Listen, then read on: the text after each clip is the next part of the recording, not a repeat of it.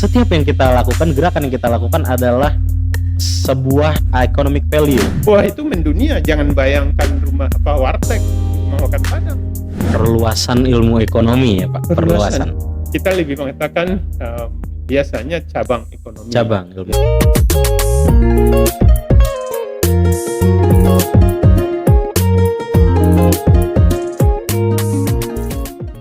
Hai Sobat Apps, kembali lagi di Epods. Epods merupakan podcast dari Prodi Ekonomi Pembangunan UIN Syarif Hidayatullah Jakarta. Kali ini Epods sudah ada di episode ketiga nih, yang akan mengusung tema potensi kajian ekonomi global di masa kini, mengeksplorasi tantangan dan peluang.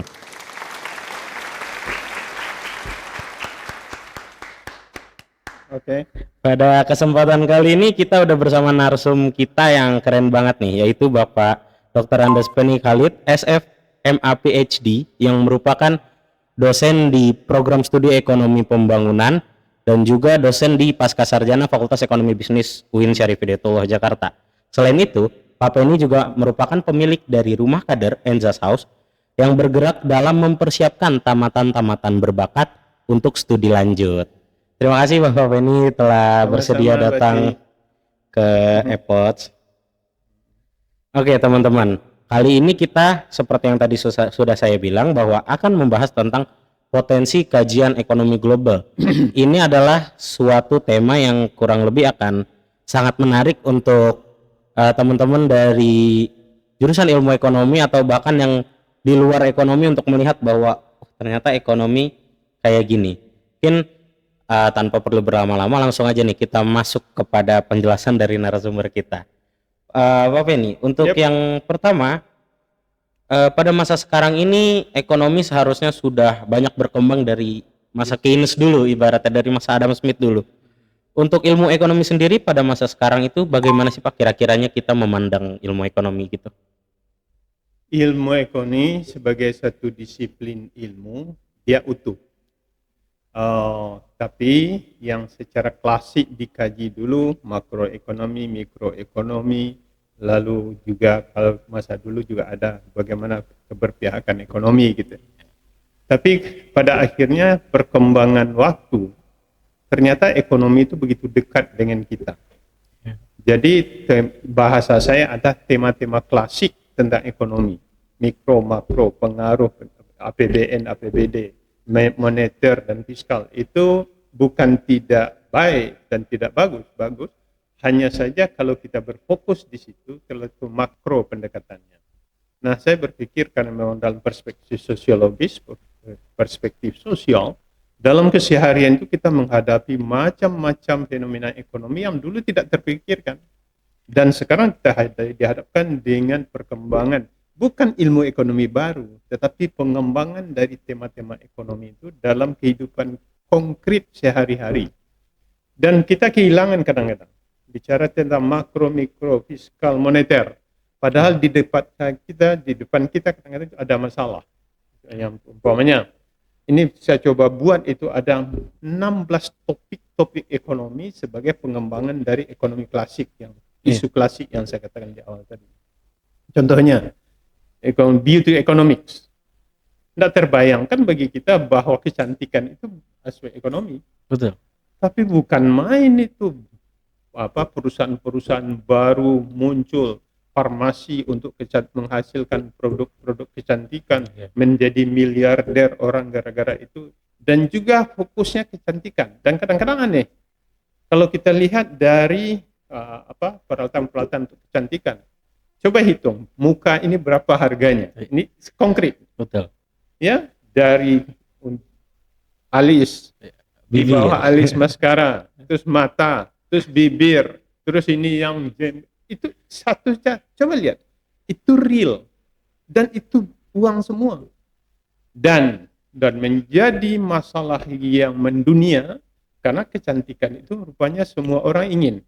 Betul. Nah, hanya saja kemudian ya di kalangan ada inner beauty katanya, bukan itu yang kita maksud inner beauty, tapi ekonomi yang bergerak dan digerakkan oleh isu kecantikan. Nah, itu sebagai satu contoh. Nah, kembali kepada pertanyaan tadi bahwa bagaimana ekonomi sekarang, Nah, kalau kita lihat studi-studi di berbagai perguruan tinggi yang ada ekonomi, terutama ekonomi pembangunan, klasik sekali itu pasti Iya. industri urban, Pertumbuhan gitu. ekonomi, Pertumbuhan fiskal ekonomi, moneter, fiskal moneter, kembali ke sana. kemiskinan, pauperisme itu ya. Nah, itu sudah standar. Dan kalau kita lihat tuh mungkin ribuan skripsi sudah. Jadi kalau kita menulis itu tinggal cari aja tempatnya di mana akan kita temukan itu. Tapi kalau umpamanya isu beauty economics, apa disaster ekonomi, ekonomi tentang bencana, ya terus digital ekonomi dan banyak lagi, dan topik-topik semacam itu nanti kalau ada waktu nanti kita bicarakan bahas lebih satu ya. persatu. Green health ya seperti kemarin itu COVID. Jadi itu bukan main, itu biaya yang dikeluarkan dan perusahaan yang kaya raya di dalam COVID, ya kan? Iya. Nah, health economy juga gitu, pabrik farmasi yang mendunia dan kita menjadi korban dari itu. Nah, ini kan menarik untuk diteliti ini. Dari mana keuntungan, dari mana sumbernya, dan banyak hal. Jadi disaster economic, health economic, beauty economic, green economic, digital economic. Nah, oke. Jadi itu yang ingin saya coba perkenalkan kepada kawan-kawan, dosen-dosen kolega saya juga mahasiswa-mahasiswa. Why don't you look at another way, gitu ya? Iya. Ya, nah, jadi apa yang saya bayangkan? Karena kalau kita katakanlah saudara ahli ekonomi yang beauty ekonomi umpamanya, saudara akan direkrut oleh perusahaan-perusahaan kecantikan, perusahaan yang menghasilkan apa alat-alat kecantikan dan obat-obat kecantikan. Betul. Dan itu kan belum menjadi tren, ya kan? Di skripsinya bicara tentang PAD gitu kan, Iya, tapi betul. kerja di perusahaan kecantikan kan nggak lucu. Nah, kalau itu digali, masing-masing saudara katakanlah berfokus, satu di disaster, satu di beauty, satu di apalagi industrial, health economy, green economy, jadi akan terpakai dan kita menjadi satu-satunya. Nah, itu yang bayangan saya dengan membawa bahwa yang sudah kita lakukan sudah oke. Bagaimana kita mengembangkan sayap ekonomi itu betul-betul real dalam kehidupan kita. Logikanya sih sederhana. Tidak ada gerakan kita, kegiatan kita itu yang tidak mempunyai value ekonomi. Apa coba? Apa katakan pada saya yang tidak ada ekonomi bisnis di situ? Nah, jadi kalau begitu coba kita buat rangka pet gitu ya, ini pet green economy, pet digital. Nah, fokus di situ 1, 2, 3 orang menjadi grup-grup sendiri. Nah, itu namanya. Kalau di Jerman namanya academic Einheit. Jadi kesatuan fokus yang sama di bawah dosen tertentu dan dia akan menggali di situ. Nah, seandainya kita lakukan itu, saya kira mungkin Fakultas Ekonomi Pembangunan ini satu-satunya yang merintis ke arah itu. Itu yang terbayang. Jadi ekonomi jangan dikatakan ada ekonomi baru, bukan. Jadi bagaimana mendalami, mengembangkan topik-topik yang sudah ada. Gitu. Perluasan ilmu ekonomi ya Pak. Perluasan.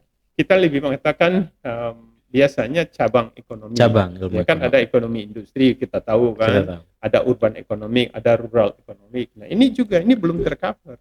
Ya. Karena memang kalau rural urban kan udah sudah lama. Iya kan? Nah, belum lagi kalau kita lihat political economics. Kan orang politik aja ngomong kemarin itu berapa juta, berapa miliar untuk menjadi anggota DPR, bisa menjadi presiden dan seterusnya. Itu menarik. Nah, kita dari perspektif ekonominya. Apalagi sekarang di tren sekali politik ekonomi itu berkulindang. Oke, jadi banyak hal yang seperti itu. Gitu, Pak Adi. Iya. Awalnya saya ingin bertanya bagaimana untuk memasukkan aspek-aspek kehidupan ke dalam ilmu ekonomi. Tapi tadi Pak Pena mention bahwa setiap yang kita lakukan, gerakan yang kita lakukan adalah sebuah economic value. Yes. Lalu bagaimana Pak untuk mungkin kalau orang-orang yang sudah terbiasa melihat itu akan mudah mengetahui bahwa this is economic value gitu. Yes. Bagaimana untuk orang-orang dapat melihat kayak ini loh, hal sekecil ini adalah economic value gitu Pak. Oke. Jadi ekonomi kan sebetulnya adalah kan biasa kita bicara apa economic cost. Ini kan dengan cost mendapatkan sesuatu, yaitu sesuatu yang di exchange gitu. Nah, dalam kehidupan sehari apa yang tidak cost sih? Ya kan? Rambut aja pakai sisir itu kos. Pakai minyak rambut kos. Mandi pakai air Nah, tentu itu ada kos. ya kan? Iya. Mandi begitu juga punya kendaraan, apalagi udah jelas kosnya, bensinnya, perawatannya, pajaknya, ya kan? Ya kan? Iya. Anda berpakaian kos. Jadi akan ada Anda makan juga kos, maka kuliner ekonomi. Wah, itu mendunia. Jangan bayangkan rumah warteg, rumah makan Padang. KFC yang sudah gandrungi Iya, sekarang waralaba sedunia. mendunia. Kenapa kita dipikir warteg mendunia atau rumah makan Padang mendunia? Iya, betul. Nah, itu karena persoalan ekspansi saja. Ya kan? Jadi sudah unit-unit kegiatan yang selama ini sudah dilakukan orang luar mendunia dan kita belum lakukan itu. Nah, itu perspektif yang ingin dikembangkan. Jadi yang belum di-cover itu bagaimana kita masuk di situ sebagai orang yang memfokuskan diri dalam bidang ekonomi. Itu maksudnya. Jadi ada cost, ada transaksi. Nah, itu akan menimbulkan ikatan kajian ekonomi baru. Bahasa baru untuk konotasinya belum banyak melakukan. Iya. Pokoknya berarti besok ahli dalam kecantikan. Oh, laki-laki kecantikan. Ya justru kita penikmat kecantikan kan? Betul. Betul, Pak, betul. Kan penikmat kecantikan akan mudah berkomentar tidak cantik dan tidak cantik. Bagaimana definisi cantik? Bisa kita perspektif laki-laki tentunya kan. Iya. Berarti harus ada pergeseran mindset pada teman-teman di bidang ekonomi terkait bagaimana sih melihat ilmu ekonomi, bagaimana melihat economic value, dan mungkin yang paling dekat dengan kita adalah lingkungan kampus, Pak, untuk teman-teman di ilmu ekonomi. Sekiranya, Pak, bagaimana sih harusnya kampus tersendiri dulu untuk merespon terhadap perluasan dari ilmu ekonomi tadi? Banyak cabang-cabang yang seharusnya masuk ke dalam ilmu ekonomi. Ya, kalau di kampus tentu kita bicara siapa yang menggerakkan kampus kan. Iya. Kalau di kampus itu pastilah dosen, bukan rektor, bukan dekan, gitu kan. Dosennya.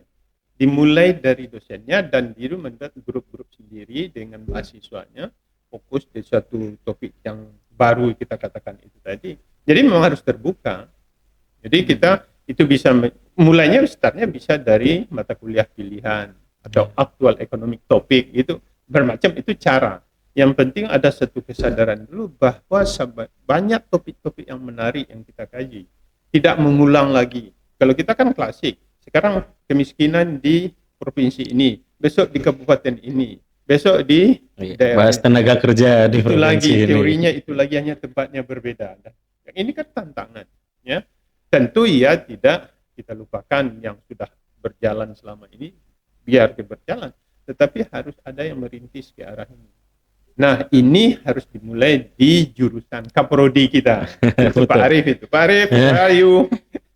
Kita mention untuk kaprodi kita, Pak Arif. Kita harus memulai mata kuliah kajian baru ya, Pak. Iya.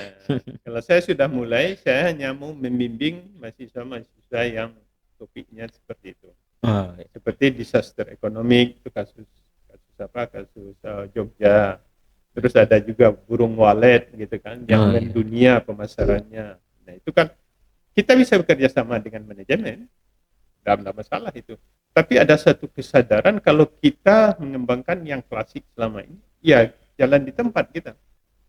Ada di luar itu. Banyak sekali peluang-peluang bisnis dalam artian opportunity itu terbuka. Oke?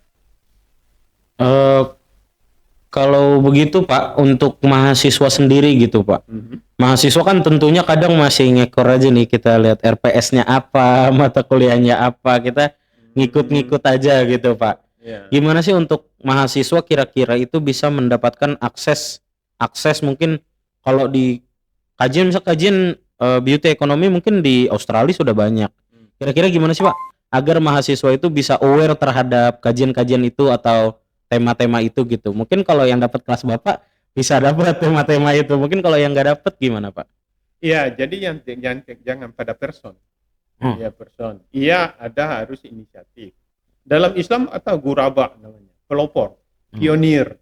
Itu ya, dan pionir itulah jadi tidak selalu pada satu person, tapi adalah kerja bersama. Dah begitu harus dimulai. Kalau mengatakan mulai 1, 2, 3 orang memberikan perhatian terhadap ini, secara pribadi saya menyediakan diri untuk membimbingnya. Nah, itu contohnya. Tapi kan enggak, institusi-institusi, person ya person gitu. Tapi in case ada yang berminat, let's go together. I'm ready for. Gitu aja. Itu. Tapi tentu karena kita mencoba menetap baru, tentu akan ada dialog-dialog yang berketerusan. Dan tentu kita ajak juga kolega-kolega dosen kita. Tuh, kita sudah banyak yang tamat luar negeri, perspektifnya ada, cuman kadang-kadang tidak terbuka kesempatan itu. Nah, kita dianggap mata kuliah ini harus. Nah, ini masalah ini. Ya. Nah, saya punya opportunity untuk ekonomi sosial ini. Oke, itu berarti.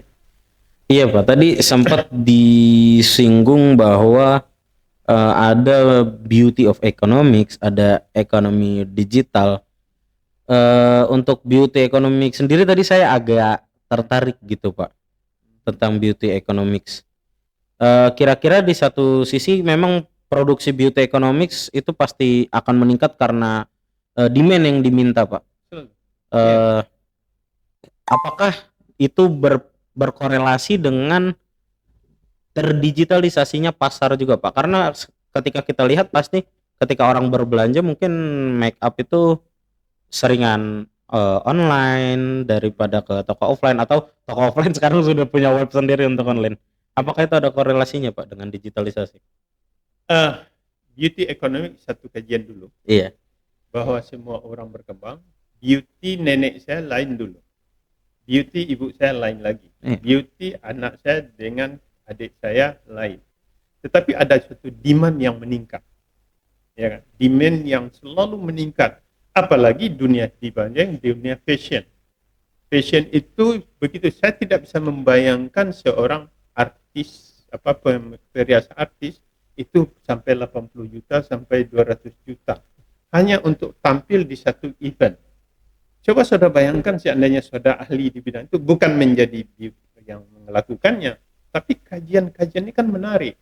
Seandainya masuk dalam dunia itu, saudara bayangkan 280 juta, tergantung itu. Kadang-kadang sampai antri. Jadi need itu meningkat. Ya, kalau dulu kan ibu saya masih ingat sekali, dia pasti pupuran pakai beras gitu loh. Itu nenek saya dulu gitu kan.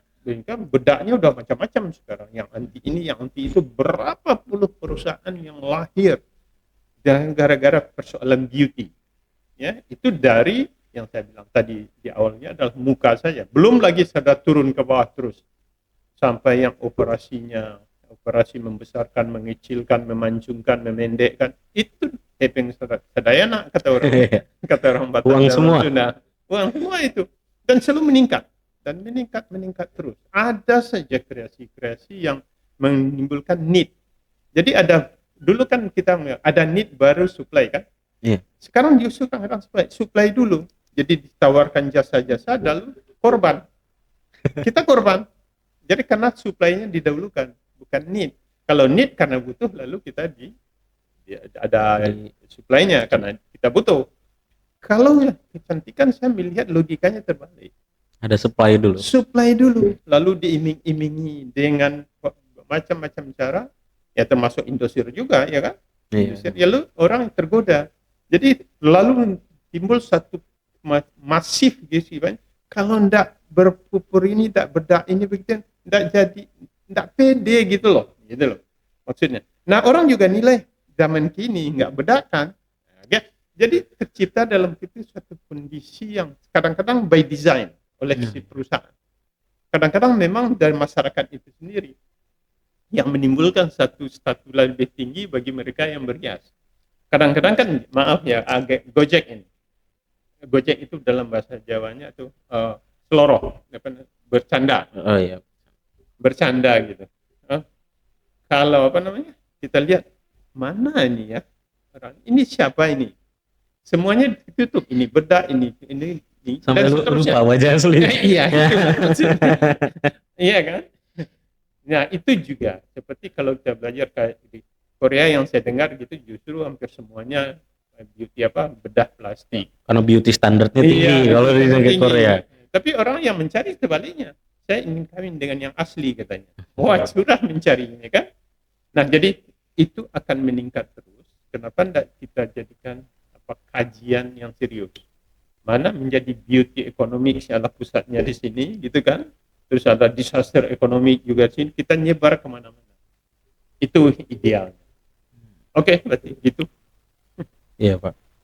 Tapi yang saya bayangkan ketika berbicara tadi tentang beauty economics gitu salah satunya, secara tidak langsung beauty economics ini berarti dapat menimbulkan kajian-kajian baru misal di ekonomi kesehatan. Apakah dampak dari menggunakan misal make up yang tidak BPOM terhadap kulit, kesehatan kulit seperti itu ya, Betul. Pak?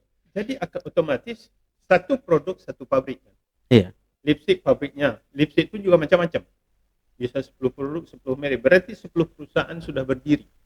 Ya kan? Itu baru lipstick. Belum lagi namanya apa? Bedak. Bedak. Belum lagi krim tangan, krim hidung, krim muka dan seterusnya. Itu bukan satu dua, ratusan pabrik, mungkin ribuan itu. Itu di Indonesia, di luar negeri apalagi ya kan? Iya. Yang dengan harganya yang bukan main, ya bukan murah, ya kan? Nah, jadi itu menimbulkan namanya industri alat-alat kecantikan, ya kan? Masih banyak kecantikan lah, industri alat kecantikan, alat-alat, ada produk alat-alat kecantikan, Alat-alat kecantikan. bukan alatnya, alat membuat produk kecantikan. Terus perusahaan pasti berdiri ya kan? Ya. Terus lagi apalagi kalau kita lihat lintas daerah kecantikan berhias, alat-alat untuk berhias atau kecantikan di daerah tropis dengan daerah Eropa dan semi tropis berbeda lagi. sekali. Iya. Nah itu saja coba. Nah harus membayangkan satu perusahaan itu mendunia. Jangan mikir lalu satu produk dijual di Ciputat, dijual di Jakarta, bukan. Harus ada yang seperti itu. Nah, digital yang kita disinggung oleh Bati tadi menjadi penting. Jadi kita tidak perlu persoalan harus berada di Amerika menjual produk. Ya, tetap aja di Ciputat. Tapi sennya, taste-nya itu taste Eropa gitu loh. Iya. Dan itu akan menciptakan banyak pekerjaan baru. Kayak dulu siapa yang terpikir bahwa kurir itu sekarang sampai banyak banget. Dulu yang kita tahu paling Tiki. Ya, Lion Parcel. Sekarang sudah banyak banget, ada JNT, JNE. Itu kan saya rasa akibat e-commerce tadi itu ya Pak ya. Dan digital economics. Kalau digital economics itu kan tool. Jadi sarana yang mempercepat, yang menjadikan transaksi itu lebih cepat gitu ya. Lebih mudah, tidak lebih ada cepat. batas, real time dan borderless.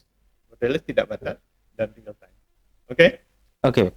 Selanjutnya Pak, pertanyaan-pertanyaan yang sudah mulai terakhir nih Pak, mungkin di sesi kita kali ini. Mungkin saya ingin bertanya hal yang mungkin juga ditanyakan sama orang-orang terkait apa sih Pak tantangan dan juga peluang dalam kajian ekonomi baru dalam tanda kutip yang dari tadi kita bicarakan ini. Common jawabannya. Jadi doing business as usual. Nah, itu yang kita kerjakan selama ini. Udah begitu ya, udah begitu sudah. Nah, lain konsepnya adalah doing business unusual. Jadi lakukanlah bisnis ini yang belum pernah dilakukan orang selama ini. Jadi Anda pelopor untuk itu. Anda memperkenalkan sesuatu yang baru, mencoba sesuatu yang baru. Nah, itu tidak mudah. Pada masyarakat yang sudah mapan itu anti yang seperti itu. Tapi kan memang kita opportunity-nya. Saudara umur 18, 19, sangat energik. Nah, terus ada sambutan dari dosen, dari institusi, itu udah cukup syaratnya. Pertama ada spiritnya, itu kesadaran tentang bahwa di depan kita, di keliling kita, ada potensi yang belum digali. Dalam hal ekonomi ya, kajian-kajiannya, penawaran, keahliannya. Nah, itu kan harus ada sinergitas. Sinergi antara mahasiswa yang berminat, kumpulah, jangan berpikir dulu semuanya, grup-grup kecil saja, seperti saudara sekarang inilah. Iya. Itu yang dikatakan grup-grup pelopor. Nah, lalu support ya dosen yang sudah adalah dosen yang mau begitu, yang sudah dia berpikir lebih step ahead gitu loh. Nah, lalu mahasiswa, dosen, lalu institusinya. Nah, kalau kita kan pastilah kaprodinya, ya kan, prodi ekonomi pembangunan. Dan saya kira ekonomi pembangunan itu kan sangat luas itu. Ya, maknanya apa yang sangat bergerak luas saja itu pembangun gitu kan. Jalannya bisa mendatar atau menaik. Nah, sangat-sangat terbuka itu. Hanya saja kemudian untuk merintis itu memang itu tidak mudah. Apalagi perkenalkan baru. Bahasa, ini aja udah repot, tambah lagi. Nah, kalau itu kita tutup buku tuh. Udah nggak bisa lanjut. Nggak bisa lagi. Dan kita punya potensi. Kita punya mahasiswa, ada dosen, ada ruangan semacam ini yang fasilitas belajar, apalagi akses yang tidak terbatas, yang bisa di mana-mana, ada kapan saja. Dan mulai promosikan. Gitu. Oke, itu menurut saya. Oke teman-teman. Jadi kurang lebih bagaimana sih peluang terkait kajian ekonomi baru ini adalah yang penting teman-teman memiliki spirit, memiliki kemauan terlebih dahulu. Ketika ada kemauan pasti ada jalan. Kita juga menjada wajada ya Pak. Menjada wajada itu sedikit demi sedikit. Siapa yang usaha, siapa yang dapat. Oke Pak, mungkin ada closing statement terakhir untuk membakar semangat teman-teman yang menonton dan ingin melakukan kajian-kajian di cabang-cabang ilmu baru?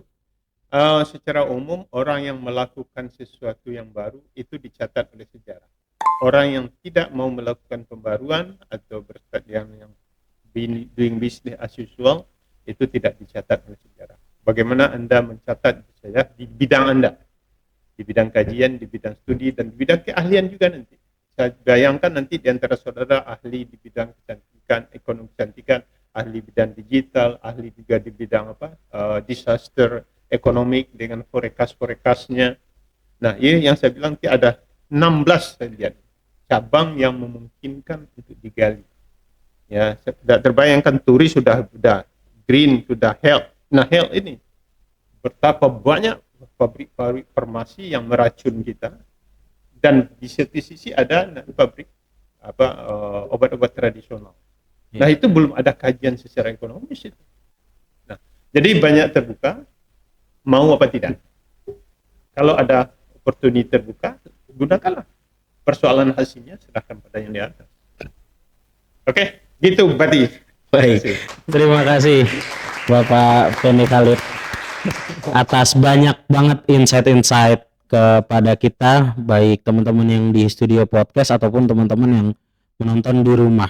Besar harapan dari kami bahwa podcast ini dapat memberikan manfaat terkait potensi kajian ekonomi global di masa kini bagi siapapun yang menonton.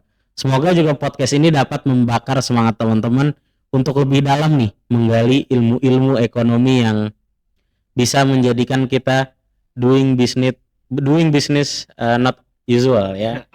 Unusual. Oke. Dan juga sekian dari podcast ini. Apabila ada salah-salah kata mohon dimaafkan, dan jangan lupa teman-teman yang sudah menonton untuk like, share, and subscribe, dan juga memfollow sosial media kita.